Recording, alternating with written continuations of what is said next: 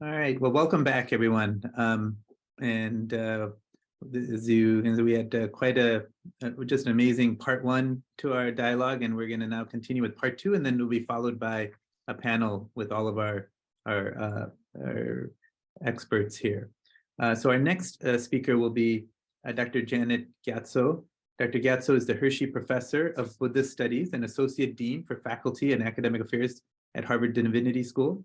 She has also been writing on sex and gender in Buddhist monasticism and on the current female ordination movement in Buddhism.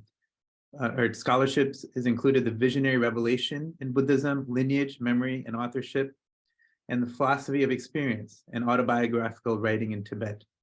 Her current writing concerns the phenomenology of living well with animals and related ethical issues and practices. With that, I will turn it over to Dr. Gyatso. Hi, everyone. Thank you so much, Darshan, for inviting me. This is really a fascinating conference, and I've already learned so much from the previous presentations.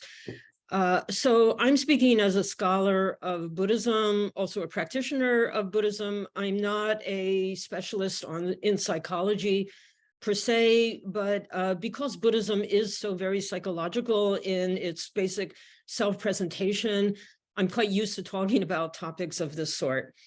And so in my comments about depression, I would first of all separate very acute depression or severe depression and what you might call moderate or mid-level depression. Certainly in Buddhist tradition, when you're talking about acute clinical depression, where people are really incapacitated, the kinds of techniques or ways of addressing have to do also with medicine, and there's a very rich medical tradition. I believe that you heard something about this yesterday, and or ritual types of treatment. But I'm going to be addressing the moderate to mid-level type of depression, both in terms of prevention, but also treatment.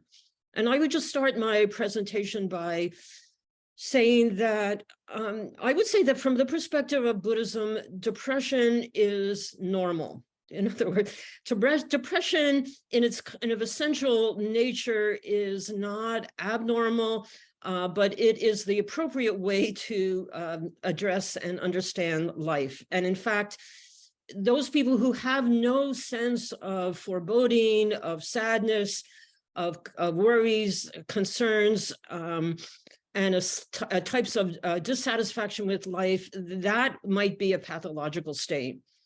If you ever study Buddhism, the very first kind of teaching that you'll hear is the Four Noble Truths.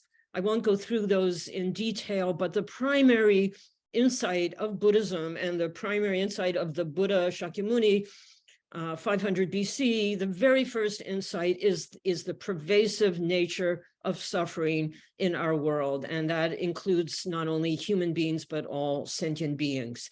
Suffering is the basic state, and not only suffering, but the pervasiveness of the very important notion of impermanence. In other words, absolutely everything in the world is impermanent, and it's going to die, it's going to disappear. There's nothing that we can hold on to, not even happiness, in however we define that. Happiness itself is impermanent, and how important it is to take in that realization for a healthy functioning of a human being. I'll just say, just out of my own personal experience, grew up in United States, in Philadelphia, also in a Jewish context. And I was certainly a functional person and did well in school, but I always thought of myself as somewhat of a depressed person. And I know that my parents were very concerned about me and just my attitude about life in general. When I first encountered Buddhist teachings when I was in college, and I was working actually with certain Tibetan teachers who were really wonderful people, then I also was introduced at first to this teaching of suffering. And I remember being so happy to hear that the fundamental precept of Buddhism is that everything is suffering. For me, it was such a relief to admit that fact, that our life is of the nature of suffering. And for me, it was very, very freeing. And it seemed to be a kind of license for me then to build out of that recognition. And I would also just say here that, even though in my own career and what I do as a teacher is I study Buddhism intellectually, I do a lot of intellectual history, and a lot of the discussion of suffering and the metaphysics of suffering comes under, quite kind of philosophical conversation. I would say that the basic values around accepting suffering and understanding it as a pervasive force in the life of sentient beings is really pervades Buddhist society. So people who are not necessarily schooled in Buddhist philosophy, in Buddhist learning, the very idea of that one can expect disappointment, one should expect things to disappear, should expect one's loved ones to disappear. That's a very, very widely held assumption in Buddhist societies, and people talk about it all the time.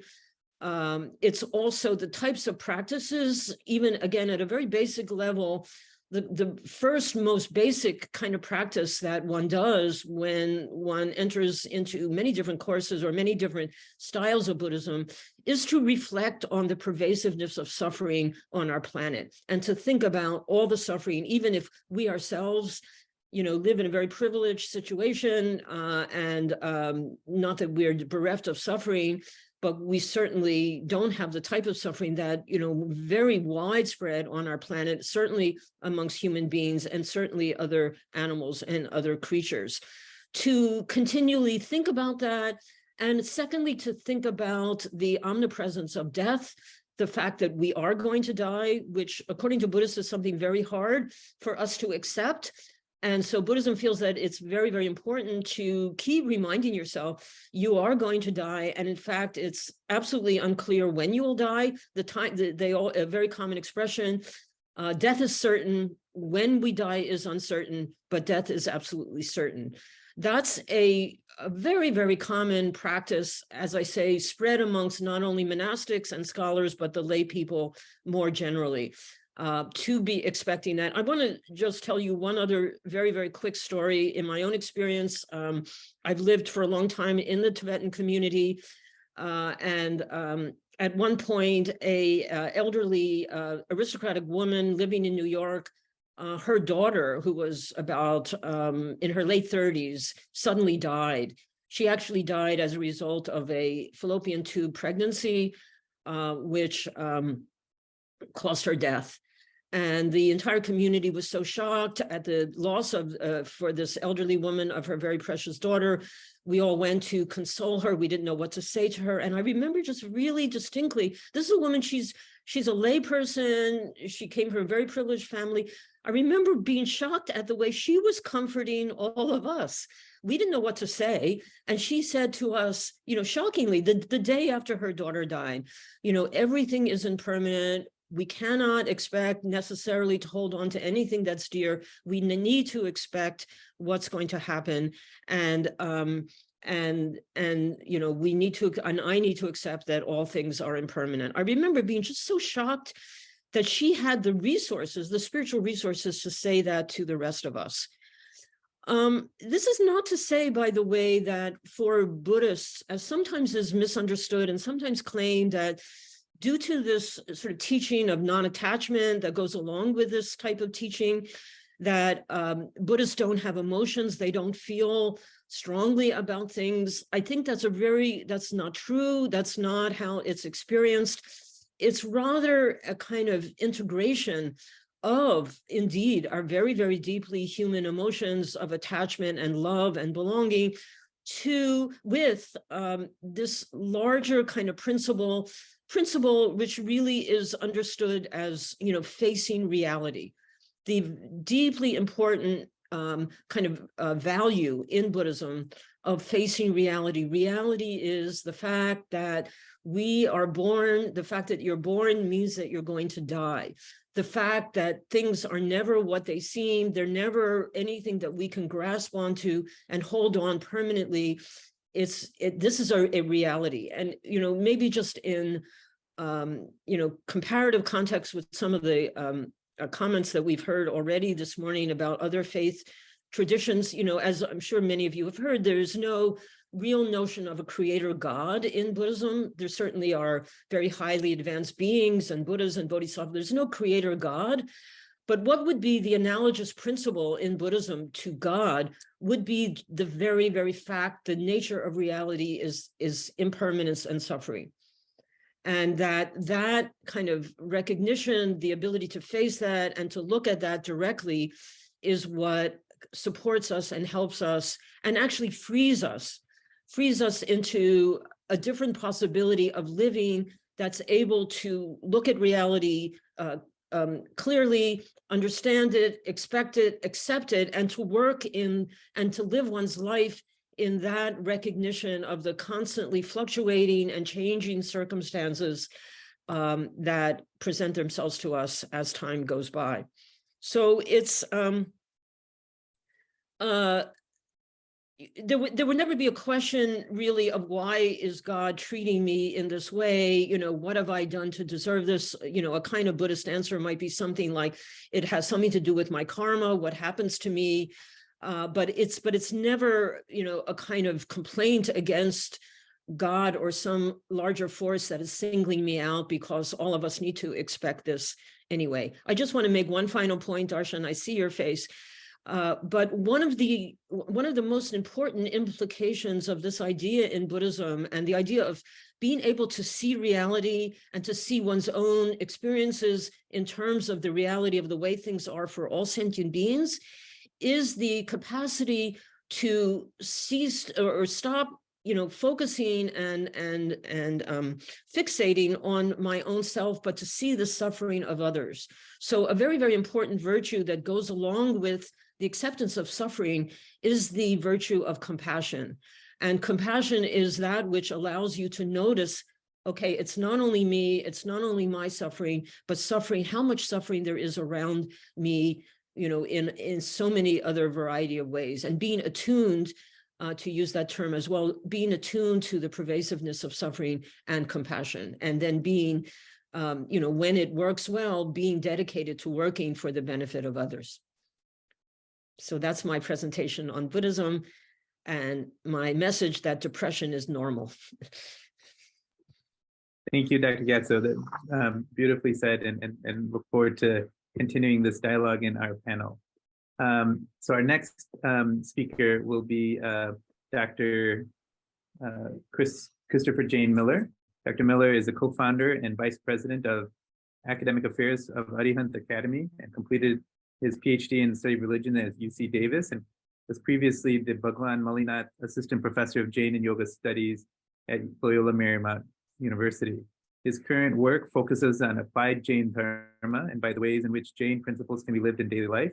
He's the author of a number of articles and book chapters concerned with Jain Dharma, Jain veganism, the history and practice of modern yoga, yoga and politics, and yoga philosophy. So I will turn it to,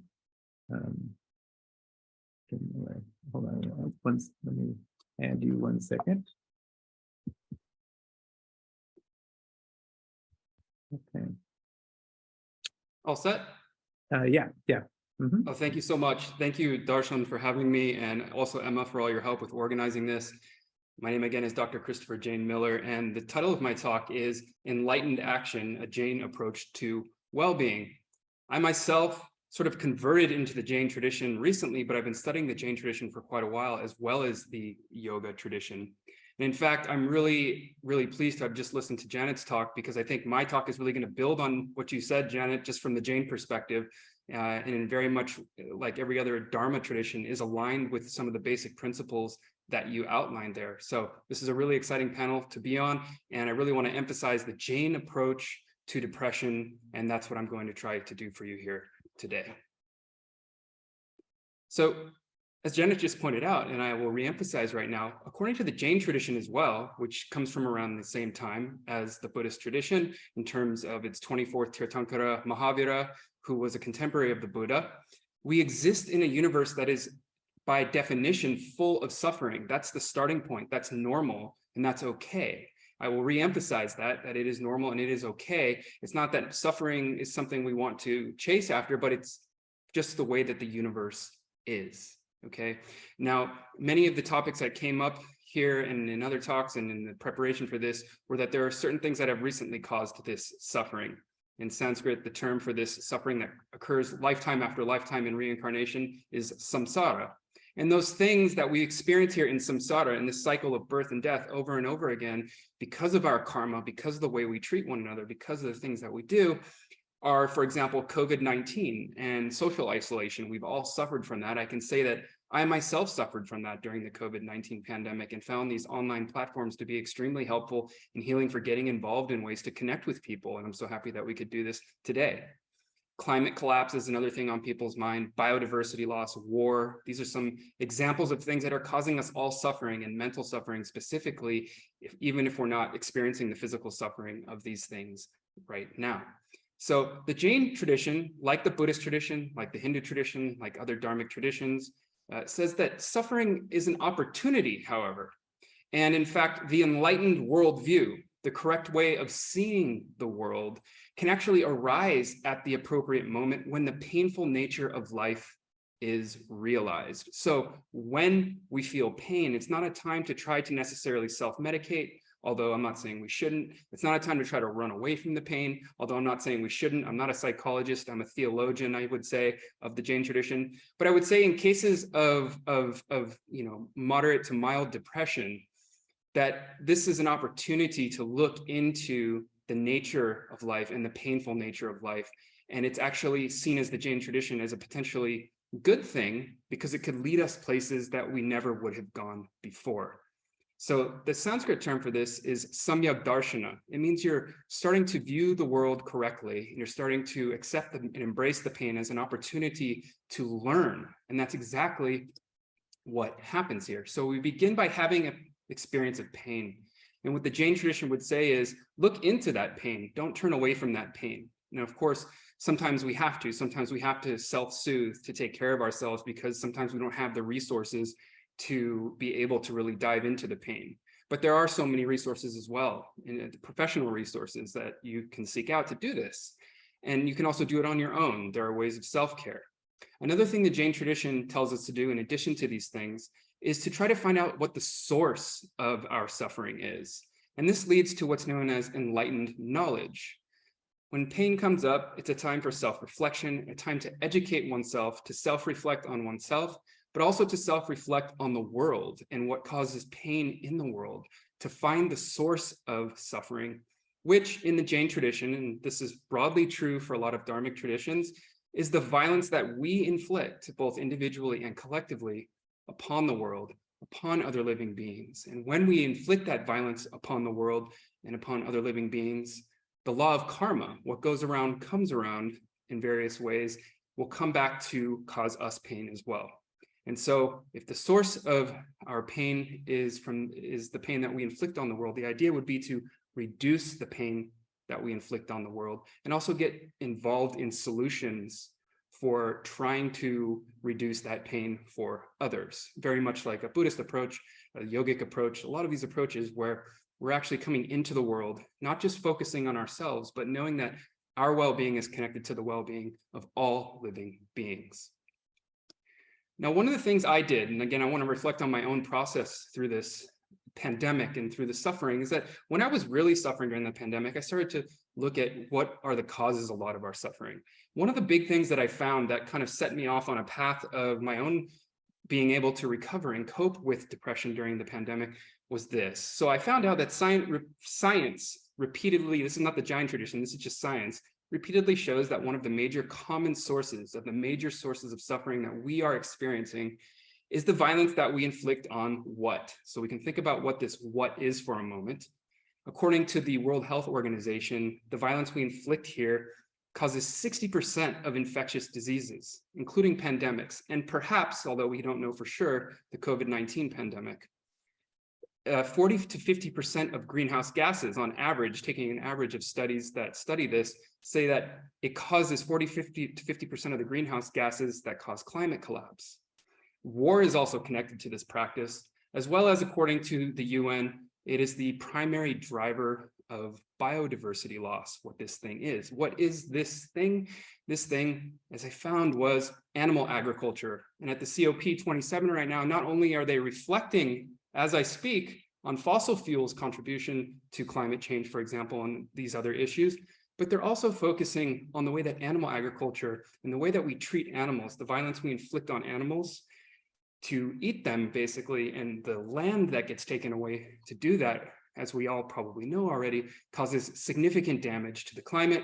It causes biodiversity loss. It causes pandemics. It causes war. All of these things are connected together. And as a result, this is what emerged in my own study, on my reflection, as I was reflecting on why are we suffering so bad? We have to get to the source of this. So what happens after that? Well, according to the Jain tradition, the third jewel of the Jain tradition, there are three of them. You have to see the world for what it is, the suffering. You have to reflect on where that suffering comes from and what causes it. And finally, you have to act appropriately in order to try to alleviate that suffering. And this is called enlightened action or enlightened conduct in the Jain tradition, where you choose non-harming, ahimsa, which is shared across the Dharmic traditions. It's not just a Jain principle, but the Jains practice it, of course, to a very large extent. So we have to choose non-harming, compassion, and service. And this really helped me as I was making my way through the pandemic, and I started to get involved in organizations that were advocating for animals, advocating for the end of animal agriculture, advocating for not only human health, but also for the animals themselves, the suffering that we inflict on the animals, as well as the suffering that it inflicts on the environment and human beings working in animal agriculture industries and things like this, and the way that it comes back to bite us. So from a karmic perspective, we have to also change the way that we act. And in fact, what I really learned in this process was that getting involved, and I think this is also scientifically proven, that part of what we can do to overcome our depression is to get socially connected, is to get involved in things like service, to recognize that we live, as you see here, in an interconnected web of life, wherein all suffering is rooted in karma and how we treat all living beings. And if we advocate for the reduction in suffering to other living beings, both human and non-human, we ourselves will also reduce our suffering. And I can say that getting involved in general helps, right? It helps alleviate, having this action to get involved, to change the way that we live, from everything from the way we eat, the way we drive, everything we do. In light of this kind of scientific knowledge, it really does make an impact on our mental well-being and our own mental health, especially during times like pandemics. So we have a choice, as the Jain tradition lays out here. When we are involved and when we are engaged in forms of suffering, and when we see suffering, we have a choice. We can run away from it, or we can embrace it, try to reflect on it, get help to reflect on it. And then when we see what's causing it, we can then recognize and acknowledge that, as the Jain tradition says, you see down here in the Tattvarta Sutra, that the function of living beings, all living beings, non-human and non-human, is to help one another, to choose non-harming rather than harm, to help others rather than hurt others. And this is a very non-anthropocentric way of approaching reality, a non-anthropocentric way that decenters the human, where the human is seen as part of a vast interconnected web of life in which they can either harm or hurt. And the less harm that we cause on other beings, including non-human beings, the better off and happier we will be, and our depression will also be, speaking from personal experience, diminished. So that's all I wanted to share with you today. I know we were on a timeline. Thank you. If you'd like to learn more, you can go to our arihantaacademy.com and you can see more on this. I teach this and other things on that platform. Thank you so much, and I look forward to hearing from the rest of you. Thank you, Dr. Miller. Really amazing presentation, and look forward to engaging your thoughts in our panel discussion. All right, as we continue, our next speaker is going to be Dr. Satbir Khalsa, and let me bring him into the spotlight here.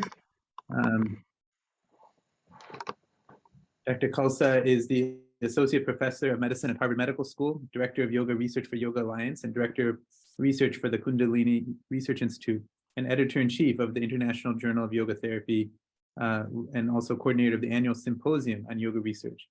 He has published extensively on yoga particularly for mental health in public schools and for the workplace, for insomnia, trauma, chronic stress, anxiety disorders, and his roles as medical editor of the Harvard Medical School Special Report, An Introduction to Yoga, and chief editor of the medical textbooks, The Principles and Practices of Yoga in Healthcare, have really established him as one of the premier world-renowned yoga researchers, collaborators, authors, and speakers. And we're excited to have Dr. Khalsa speak on the Sikh approach or thoughts, perspectives on depression, lived experience of depression.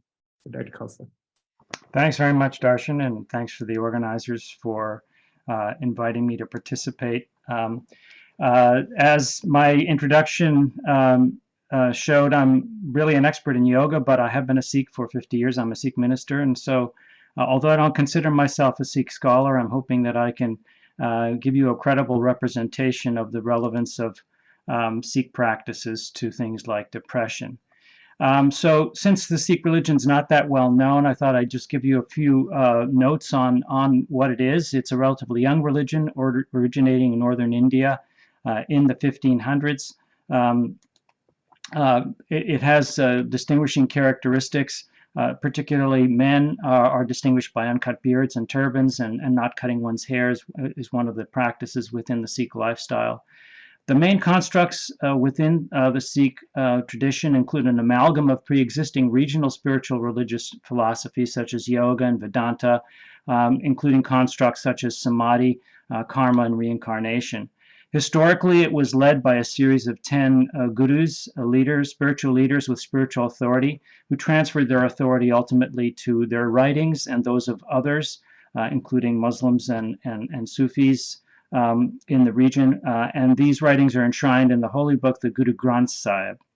And the Guru Granth Sahib is central to the faith in both philosophy and application. It's really a central core of the Sikh tradition. Religious practices include chanting, or so-called kirtan, and readings from the Guru Granth Sahib. The chanting is often from passages taken from the Guru Granth Sahib. A key practice within the tradition is the repeating and chanting and revering the name of God, or the Nam, and this is really a central practice. The Guru Granth Sahib text focuses on devotion to the experience of a single cosmological essence or deity.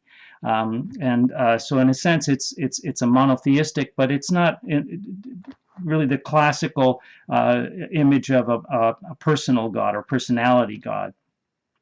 Living in the spiritual self is promoted over material social life roles, although there's a significant focus on optimal thoughts, emotions, morality, and behaviors, righteous living, civic duty, the saint-soldier role. Historically, the Sikhs rose up against oppression and had so the whole warrior-saint component to the Sikh tradition. And an important component in the Sikh tradition is the selfless service to the community. And what I've chosen to choose from all of these is three things that I think in the Sikh tradition that are relevant tradition. And one of them is the meditation, the revering and chanting the name of God, which is essentially a form of mantra meditation. And then out of that coming these deeper experiences of these unitive states that can occur, these so-called mystical states. And then finally, the very important practice within the religion itself of selfless service. And I thought I would start by really taking some quotes from the Guru Granth Sahib, because it is really the central text and really the focus of the tradition. And so these are some quotes relevant to meditation. How is one bound and how is one freed from his bonds? Who is happy and who is sad? Who is a Sunmukh turns towards the Guru, and who as a Vaimukh turns away from the Guru? How can one meet the Lord? How is one separated from him? Who can reveal the way to me? When that is the word by which wandering, what is that word by which the wandering mind can be restrained? So here we have a classic example of the whole idea of mental focus of attention in the practice of meditation, and the intrusions of mind wandering. The whole world is overflowing with pain and suffering. How can one know the state of my inner self? Comings and goings are terrible and dreadful. There is no end to the rounds of reincarnation. Without the Nam, he is vacant and sad. He does not listen to the word of the Guru's Shabad. If the mind becomes a stranger to God, then all the world becomes a stranger to him. My mind has become sad and depressed. How can I see God, the great giver? The one Lord, the architect of destiny, is the master of the goddess of wealth. How can I in my sadness meet you? My hands serve you and my head is at your feet. My mind, dishonored, yearns for the blessed vision of your darshan. With each and every breath, I think of you day and night. I do not forget you for an instant, even for a moment. So there's this whole idea of the consistent focus of attention on that construct. Concentrate forever on the Lord. Har Har, O my mind. God, the destroyer of all depression and suffering, is found through the Guru's teaching, singing the glorious praises of God. O mortal, meditate in remembrance on the Lord who protects you forever and saves you in the end. And turning to some Sikh scholars have said, the Guru Granth Sahib suggests that meditation is having a therapeutic effect, provided it is done with the Lord's name in mind. The text recommends remembering, Simran, and praising the Lord and staying in his sanctuary. Only these will lead to eternal peace and balance within the mind. Chanting the name of the Lord enable the individual to attain happiness. The name can be chanted 24 hours a day or day and night, and this serves as a protective and therapeutic measure for dukh. And dukh is actually more accurately translated as suffering, but many scholars have actually interpreted this to refer to depression.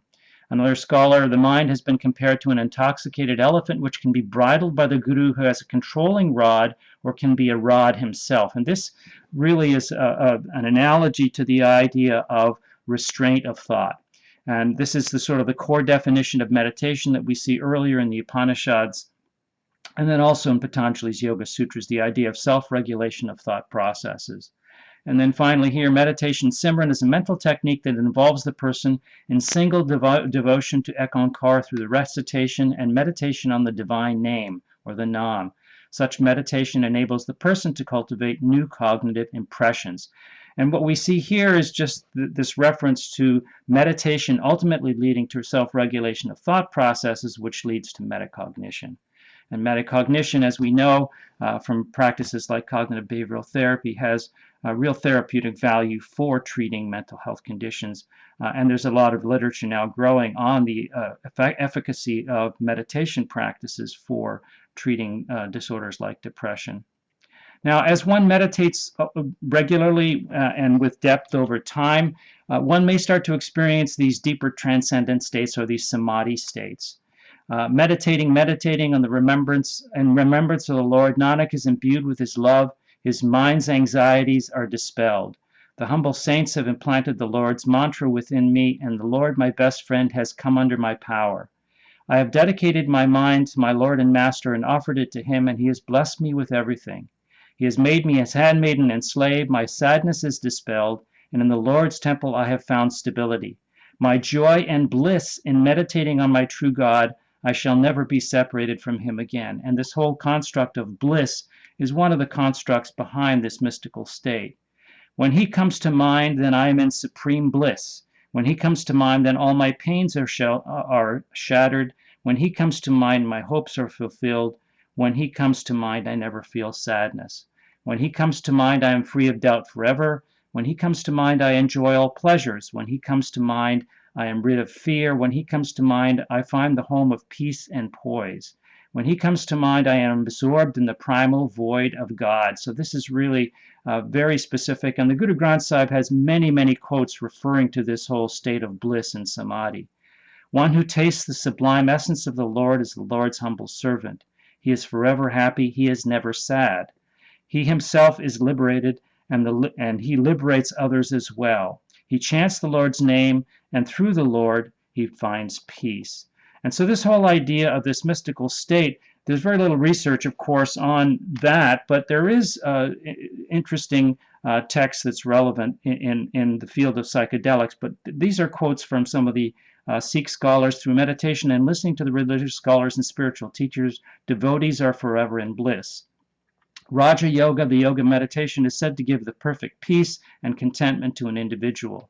Samadhi has been described as the final and ultimate end of a happy life, a sweet pleasure wherein one merges imperceptibly into the Lord.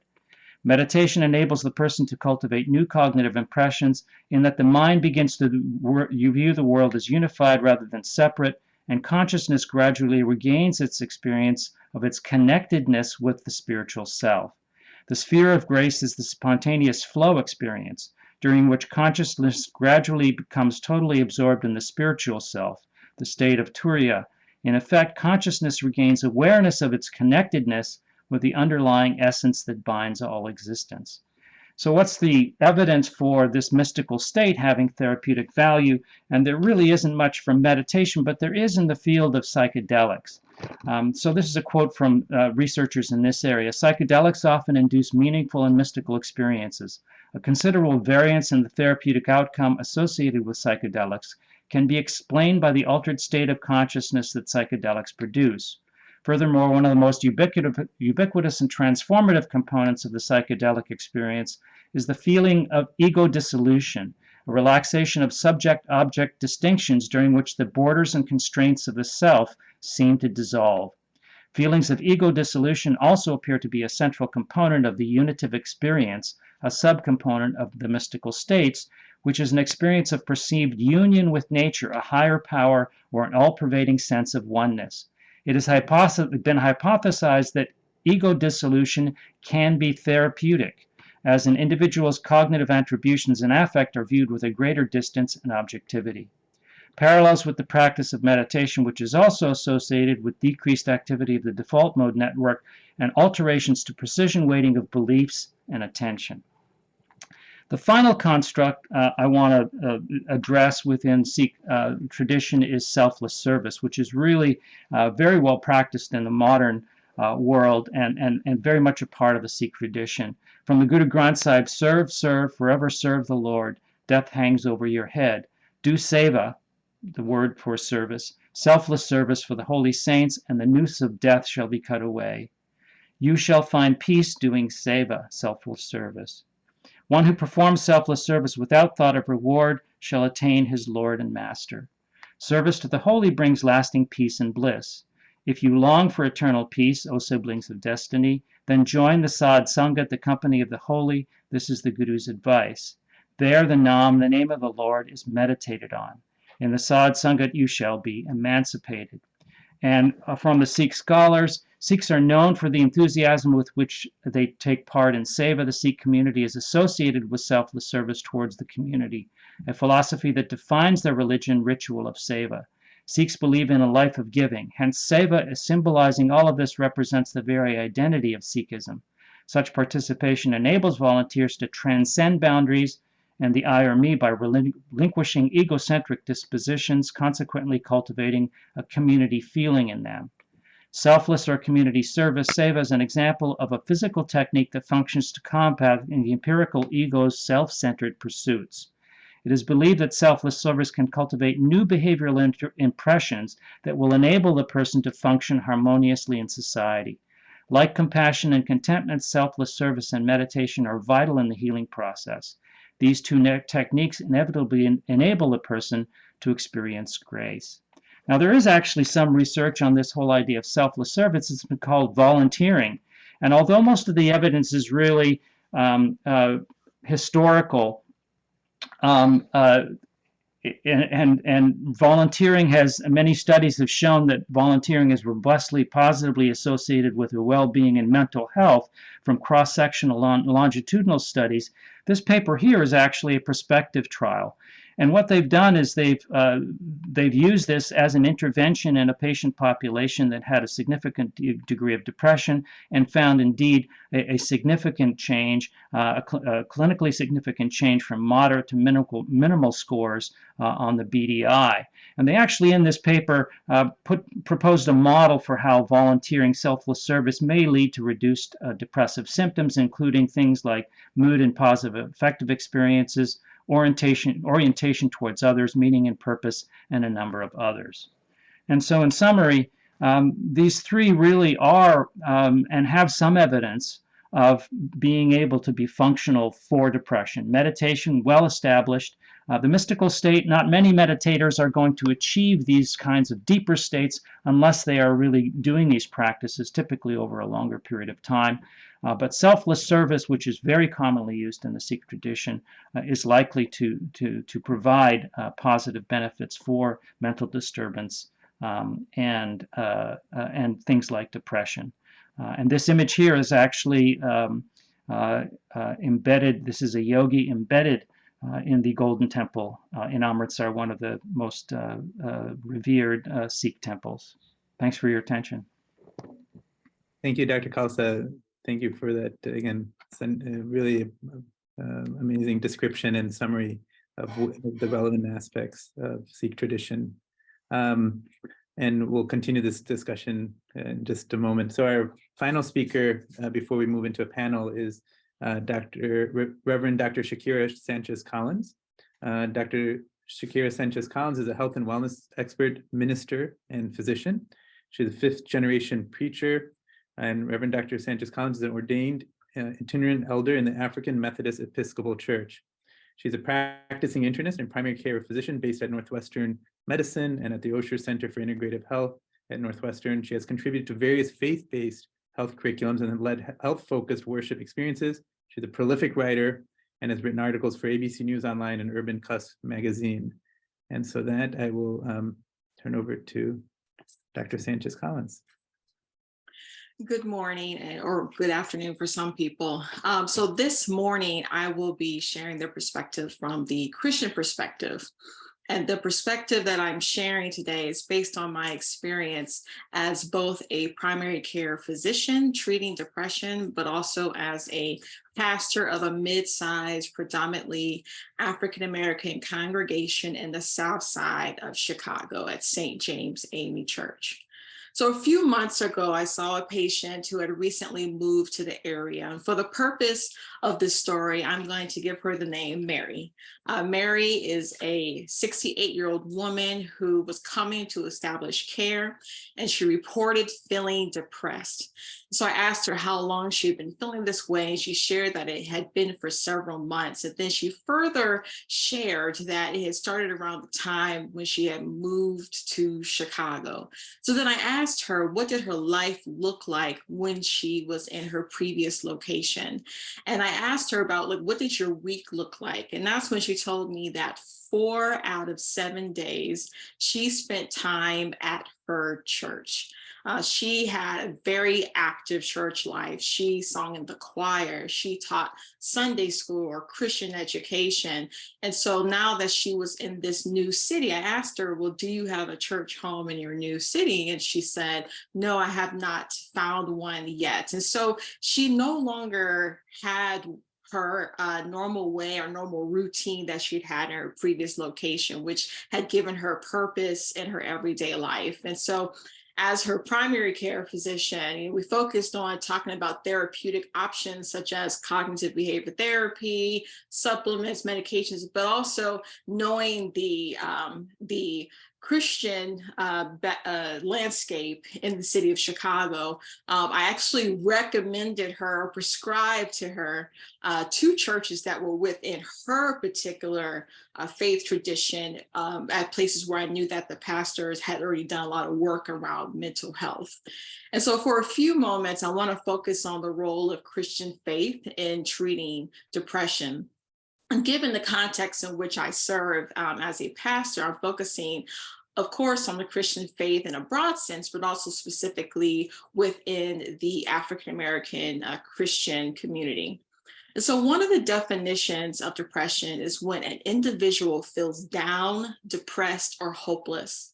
And so today I'm focusing on how the Christian faith can help treat depression by addressing the concept of hopelessness with the antidote of providing hope. The story of Mary is an example of the role of community in treating depression. And in her case, the community that she had with her church family prior to moving was helping to either prevent depression or at least reduce symptoms of depression at that time when she lived there. Her church provided her with a community where she found social support from her choir and her Sunday school. She had attended this same church for many years, so she'd had opportunity to build these long-term relationships. And we know that for persons who stay with a faith community for several years and even decades, sometimes these are relationships that outlast many other relationships that are in life, whether it's the workplace or even certain familiar relationships. So these relationships were built over the frequent contact that she had during the worship services and during these church-related activities. And these relationships were being maintained through many different phases of her life. According to the Pew Research Center and their religious landscape study, older adults are more likely to have more frequent attendance in worship services and spend more time in the physical building in comparison to younger adults before the pandemic and even after the pandemic. And as a pastor, when I think about the majority of those who have returned back to the building, it is the older adults. When I talk about older adults, I'm referring to adults that are over 50 years old. So for older adults, the church is a major component for their social lives. Many of them spend time together both within and also outside the church. And these relationships provide social support. And many studies have shown that social support is important in both preventing depression and also in the treatment of depression.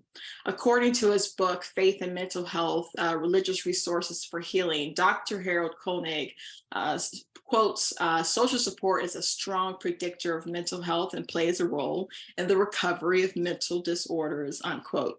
So given that older adults are at increased risk for experiencing depression, this group especially benefits from the social support provided by the church and other faith communities. And even for those who are homebound, often it is the church that is the one that is doing home visits or doing phone calls to check on well-being so that still keeps that population connected.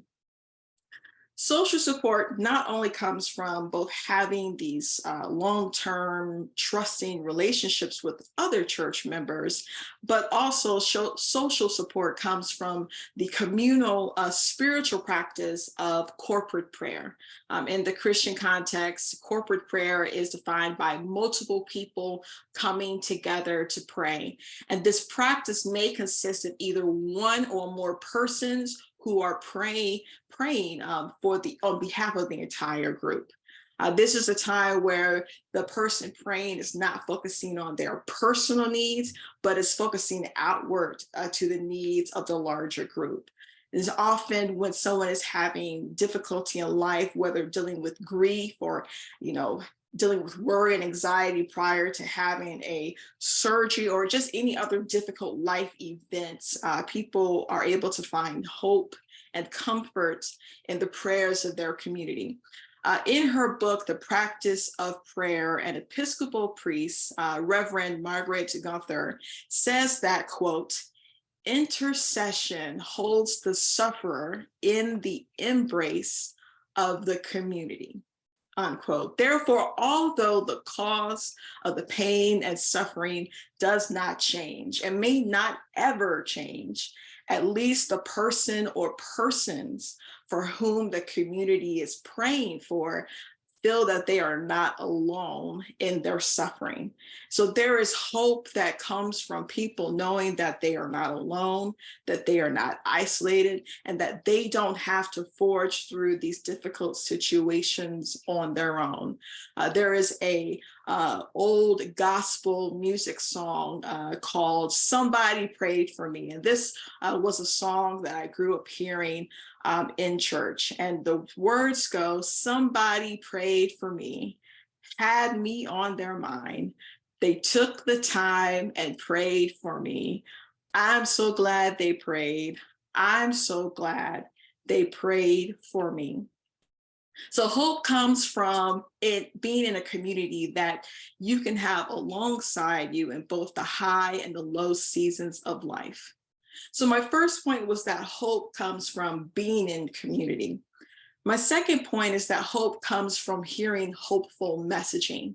Some of the core of the Christian church is the sermon hour, when the pastor or a preacher or minister delivers a message, and the goal of those messages is to teach further on the text and provide a way to apply that to one's daily life. And in the faith community that I serve, the basis of many of our sermons and messages are based on hope. As a pastor of a predominantly African-American congregation, much of our theology and the basis of our beliefs are based on liberation theology. Liberation theology focuses on the belief that God is a liberating God, and that God is on the side of the oppressed, and God is on the side of those who are suffering. During American slavery, many African Americans who were enslaved demonstrated a faith that God is a liberator. And so there is an old African American spiritual called "Didn't My Lord Deliver Daniel?" And it says, "Didn't my Lord deliver Daniel? Then why not every man?" So the spiritual comes from the Christian Bible story about a man named Daniel who was put in a lion's den and was able to get out unharmed. And the spiritual captures the belief that if God can do it for someone else, then maybe God can do it for us. This same hope was further explored in Latin America in the early 1970s by Father Gustavo Gutierrez, a Catholic priest and philosopher from Peru, who wrote the book A Theology of Liberation, History, Politics, and Salvation, which focused on how theology is contextual within human experience, and that liberation is important to God. And so the same book went on to inspire Black theology, Asian American theologies that focus on the respective experiences of people. In his essay, A Hermeneutic of Hope, Gutierrez talks about a theology that speaks to the oppressed person and tells them that your conditions could change, perhaps not tomorrow, but it's possible.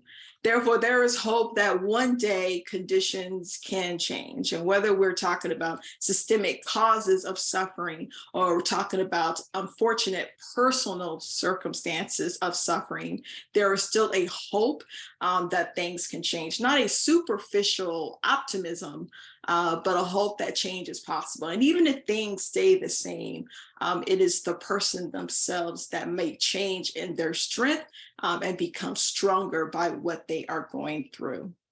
The message of hope provides a way for people to cope with trauma and difficult life events that can ultimately become triggers and causes of depression.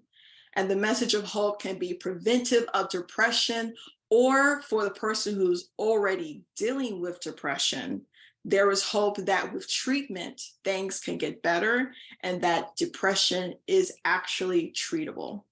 So this message of hope is further emphasized by bringing awareness to both the signs of depression and to the treatment of depression. In my church context, we have to be aware that often African Americans are more likely to be underdiagnosed or misdiagnosed. And so through health workshops within the church setting, churches are able to help people name and identify depression and then provide hope that there is actually treatment available and that depression is treatable. And so in both sermons and even in health workshops, we will emphasize the concept that sometimes you need not just Jesus, but also a therapist. We say Jesus and a therapist. And believing in God, believing in Jesus, and going to therapy are things that are not mutually exclusive. And so there is hope in the fact that by pursuing treatment for depression, symptoms of depression can decrease or resolve so that there is improvement in the quality of life. And as I close, it is important to note that there is no single Christian perspective or experience when it comes to the role of religion and spirituality in treating depression. And while there are many positive benefits of Christian spirituality, there are also opportunities to grow. And so according to Dr. Koenig in his book, quote unquote, Christianity and other religions can be perpetrators of oppression, prejudice, discrimination, physical abuse, just to name a few. And those characteristics themselves can be harmful to the mental health of those who are affiliated with certain faith communities. And so there are some factions of, unfortunately, of Christianity that have had negative effects on mental health when people experience discrimination due to their identity, whether it is sexuality, gender, or other aspects of identity. And sometimes some churches and some parts of churches have been triggers for depression. Studies have shown that perceived discrimination and perceived mistreatment can contribute to depression. So therefore, Christianity has to continue to evolve in order to avoid creating negative environments. But the hope is that we can continue to create spaces that affirm, spaces that are safe, spaces that show love and grace, spaces that provide support throughout the different phases and seasons in people's lives. And we have to continue to create spaces that are able to provide hope in the midst of hopelessness. Thank you. Thank you, Dr. Sanchez-Collins. Beautifully said. We're now going to invite all the panelists, if you can just turn on, and I'm going to bring you into our session here. We'll all have to just, yeah, okay. And so just as what I'll invite is I'm going to pose a series of questions, and for each individual, when you sort of, or I'll call out an individual, and then we can, and just 30 seconds to kind of, so we can get as many voices into this dialogue in our time together. So I want to first actually, there's Dr. Rosmarin. Okay, good. There's a beautiful picture here. All right, smile. Good. So this is really beautiful, an amazing discussion. I mean, the panel that, and a couple of themes I'm just going to start. And I'm going to invite first to Dr. Rosmarin for you to start. And again, for all the panelists here, just really taking 30 seconds. We heard this concept earlier about hormesis, this notion of existential stress.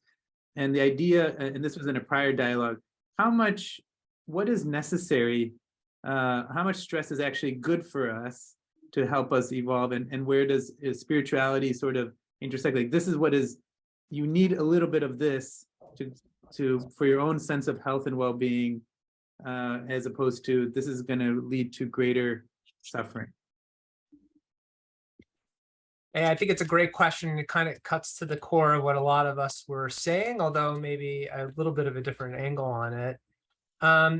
If you take the Western perspective, which is largely secular, I think a lot of people are coming to the world for comfort, for happiness, for success. And it's very much at odds with the spiritual traditions that we all heard about today, and also with a more broad spiritual approach towards depression. I think the latter accepts that distress is part of the human condition. And the question is, how can we live a valued life with the acceptance and understanding that we're not always going to be happy? Do we medicalize that natural mood state, those fluctuations that occur when we struggle? Or is that simply part of life and learning to accept it, to come to grips with it? And not only that, but to learn to thrive with it, that it can become a driving force that enhances our spiritual sense, our relationships with others, and our knowledge of ourselves. I think we can thrive with anxiety, thrive with depression, thrive with our distress. And in many ways, that is born from my personal spiritual tradition, but also from the work that I've done in this area. So, thank you. And Dr. Awaad, I'm going to pose the next question for you, because one of the things I was struck in your presentation is in Islam, this idea of asking for help is actually very much part of the scripture, to be able to ask for help. And so how have you seen that evolve in contemporary practice today? That's a great question. And I think, and you're right, it is core part and parcel of the tradition. Honestly, I think there's still a lot of barriers to seeking out specifically mental health, and a lot of stigma still. And I think it actually touches on what many of us said here today, particularly Dr. Rosmarin, in this concept of the care that is available is still quite secular, and it feels very disjointed for folks who come from a faith community or tradition. And so often what I find myself doing as a clinician today is actually reminding people of that tradition, kind of saying that hadith over and over, kind of reminding folks, hey, this is actually part of our Islamic duties and concept to actually seek help when needed. And so I think it's still a work in progress, to be honest. All right. Dr. Singh, I want to just pose the next question, because one of the things that struck me about you is that this notion of space, that people arrive at a space and then in the COVID pandemic, the space was disrupted. And so, and I think for all of the faith traditions, there is one of the things, there's always these spaces that we go to where we may seek sense of relief or sense of guidance or sense of treatment, even arguably. And so what have you observed in sort of your research when the space was disrupted, especially in what you presented? Yeah, so thank you, Darshan. That's a wonderful question. I think the interesting, I mean, we followed many of particular families throughout the pandemic as part of the larger project we're doing. And I think one of the things, as I mentioned briefly, that basically it wasn't that the circuit, if we're thinking of it as an ecology, that is hospitals, homes, shrines, and that circuit in a way, certain pressure points that even when the shrine, say, isn't present, there are particular ways in which other points in that circuit, say neighborhood healers, etc., but also the fact that it is, I think one of the interesting things in thinking about religion is what would constitute space, because often it can cross thresholds that, say, an amulet or a particular style of incantation can replicate that same space in a very different space. So I think what kept a lot of people going were certain mechanisms that, say, that space is associated with, but which are also, say, through icons or through particular rituals, or the ways in which a space continues in your home, are quite central to resilience and certain kind of fortitude that you might have. So just, I mean, the simple answer is that yes, the space of congregation is very important, and that's now slowly being reconstituted. But even in the absence of that space, the circuit continues that space, and certain kinds of rituals and icons and forms of ritual very much continue the space, even in the explicit absence of it. Dr. Gyatso, I'm going to pose the next question. One of the themes that came out of your just comments was just this cultivation of compassion. And we see that many of the contemporary psychotherapeutic practices have been influenced largely by how we cultivate that as a skillful practice. And what is the tradition offered as what is necessary to cultivate? Because it's meant to be a skillful practice that is cultivated. And how is that seen? Or how is that done? And what is required for that? Yes, you're very right to talk about the necessity of skillfulness in compassion. It's one thing to feel deep compassion for another. It's another thing to know what to do and what's right. And it's very frequently the case. I think that we all know that we sometimes try to help someone else. We see someone who's in pain and we say the wrong thing or we do the wrong thing. I think the Buddhist answer to this is that the better you are on, stopping to pay attention to your own problems and listening carefully to others, which is a skill that is cultivated in meditation, absolutely. The better you see reality, the more you pick up the nuances of what is in front of you. And so it's basically a practice of sometimes silencing your inner voices and your inner concerns, and especially your egotistical concerns, and learning how to listen, to look, to watch better. I'll just say my own project right now is working on animal ethics. I'm doing that from a Buddhist perspective, but it's also from a humanistic perspective. And one of the big things I'm trying to emphasize is how much we can see, you know, in the sentience and in the kind of intelligence of animals as we look at them, as we see them. The more we see that, the more we're going to understand where they're coming from, not necessarily what our particular projections are. It's hard. This is something that one works on. That's a perfect segue to ask the next question of Dr. Miller, which is really thinking about the role, and I think you very much alluded to it, that planetary health and how we think about planetary health here is very much related with our own sort of internal sense of health and well. And how do we, if we're thinking, how you see that from your perspective as a Jain, how has that contributed to our sort of the inability to treat or increasing the ability to treat and manage depression?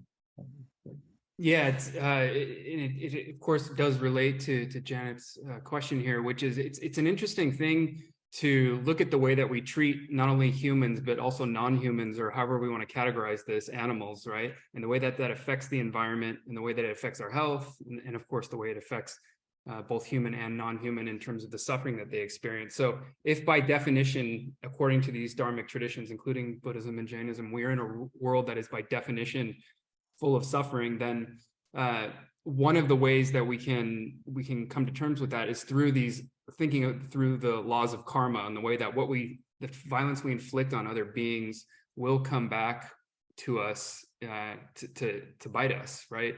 And I think that's kind of a universal. The way that that's articulated in different traditions is different, but we can kind of see it happening in front of us right now. We can look at the sources of many of the sources of our suffering and tie them back. I don't want to say to just the way that we treat animals and just the way we treat the environment, but I guess what the Jain tradition and the other dharmic traditions see is that the world can't be siphoned and sectioned off into these different independent areas where there's humans, and then there's nature, and then there's animals. But everything is totally interrelated, and each of the traditions, including the Jain tradition, articulates that in its own way.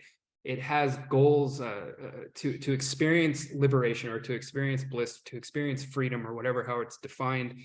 That one of the first things that anyone has to do in these systems is consider the way that they engage the world, and they have to engage the world responsibly. In order to end their own suffering, they have to also end the suffering of others. And I think fields like critical animal studies, other scientific fields of social scientific inquiry, show us how we can do that in a better way, and show us how we can think through to do that in a better way. So it's important to bring these religious traditions, as we're doing right now, I think, into dialogue with science, because they can show us how we can do it better, and how we can therefore reduce suffering for ourselves and all sentient beings. Thank you. Dr. Khalsa, one of the things came up is this balance between individual responsibility and sort of what happens, through practices of meditation, and then the collective community responsibility, how people engage in community, whether it's through kirtan or chanting and such. And so where do you see, when you think about the different approaches that support well-being, and particularly, could be helpful how do you see that interplay? What do we need to be focusing more on? So I chose three aspects of the Sikh tradition, and I chose not to portray one which is really very central to the Sikh practice, and that's the whole idea of Sadh Sangat. And that's the same derivation in Buddhism as the word Sangha, the company of the holy. And when you read the Guru Granth Sahib, it is just the constant refrain of joy, be with the company of the holy, serve the company of the holy. And that whole construct is that social interaction. And the reason I didn't choose it is because essentially every religion has that element to it, of the social interaction, of the group bonding together, social interaction.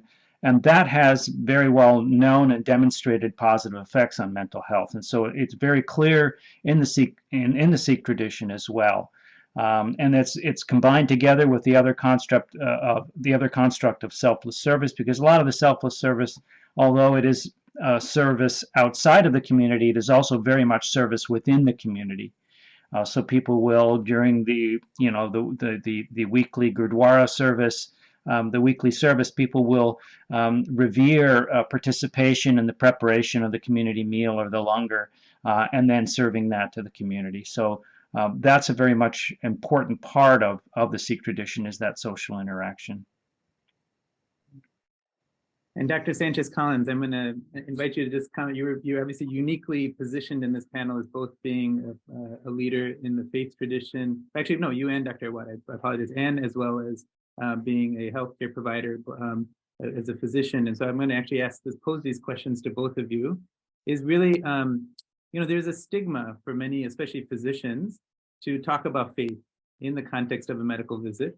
And I'm just, and perhaps many other healthcare practitioners as well. And so what steps do you see should be taken to embrace sort of this society's diverse religious identities and communities as potential assets in healthcare? And how do we bring that into the ways in which we educate ourselves as healthcare professionals, but also the ways in which we serve? Because service, interestingly, is also a core tenet of why many people have entered into many of these healthcare professions. So I'll start with Dr. Sanchez-Collins, and then I'll ask Dr. Awaad to comment as well. Interesting enough, I have found that over the last years of practicing primary care, that often people where spirituality plays a major role in their life, they're actually on purpose seeking me as their primary care physician. And I'm getting both people who might be connected already with a church or those who just identify themselves as spiritual. I even had a patient who has severe depression who found a sermon of mine on YouTube. And because of that, felt that I would be a good fit for his primary care physician. But in terms of just in general creating that space, when the people might not necessarily know that I have this other role as a faith leader, often just asking questions about who do they spend their time with? The word I use often is like, who is your village? Who is your community as part of people's well-being check-ins? And so often I'll find out from there, are they connected to the faith community? But then also, when I ask questions about how people deal with their stress, often if they feel like they are using certain spiritual practices, they'll often bring it up in that setting. And so I really try to see it more as just a way of how people are connected to other people, and then also how are they using anything from that work, from their faith in their overall well-being. Dr. Awaad, did you want to add anything? Yeah, thank you. Very similarly to Dr. Shakira, it's interesting. So many of my patients also self-select to come to see me. And I think in many ways, they're looking for somebody from a faith background who could understand them. In fact, the clinic that we started here at Stanford now it's called Center Space, and it very specifically looks at issues of culture and faith and kind of names that very clearly so that people know where to go if that's what they're looking for. I will say, though, in terms of looking forward to those who are in the field and practicing, a lot of this has to do with how we train the next generation. So here at Stanford, I teach 2 classes, one to our psychiatry residents and one to our clinical psychologists, both on culture and religion in psychiatry and psychology. And part of that discussion is really, I think what Dr. Kermeyer in his article talks about is opening a can of worms, basically getting our trainees comfortable with actually asking questions related to religion and spirituality in a clinical setting.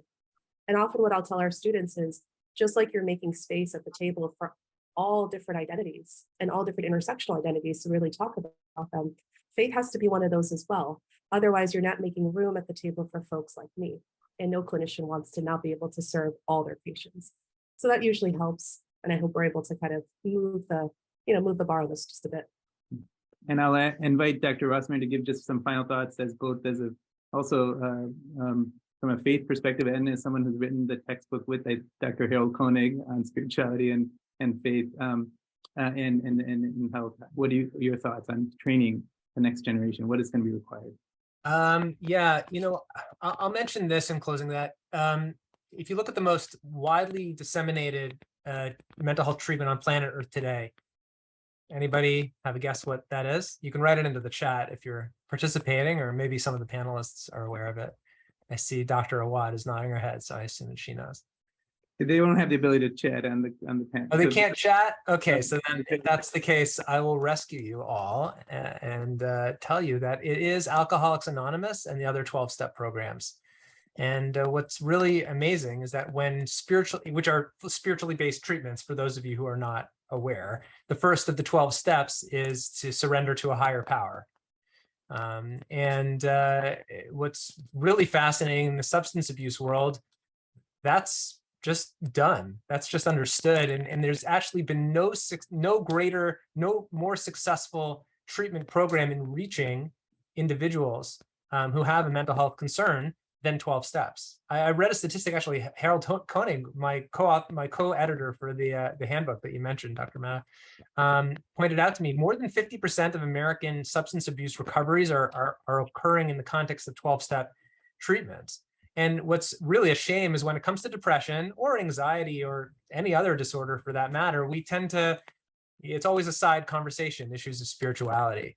So I think that this has a tremendous impact for not only training, but also dissemination of our treatments, getting people in to get the assistance that they need, professional assistance, when we recognize and appreciate matters of spirit. Well, with that, I want to just really thank this wonderful panel. This 2-hour conversation could obviously take 2 weeks or 2 months or 2 years or 2 decades. But we are grateful for all of your expertise and willingness to just come together. And I think there are very few spaces we've seen historically where people can really share and really offer ideas and solutions. And hopefully this is a start to that. We will now take a break to all of you. And please encourage you to, again, go to our posters. You can see that under the sessions and really engage with the posters through the conference platform. We'll reconvene at 1:30 here at 1:30 Eastern time, so about just under an hour from now.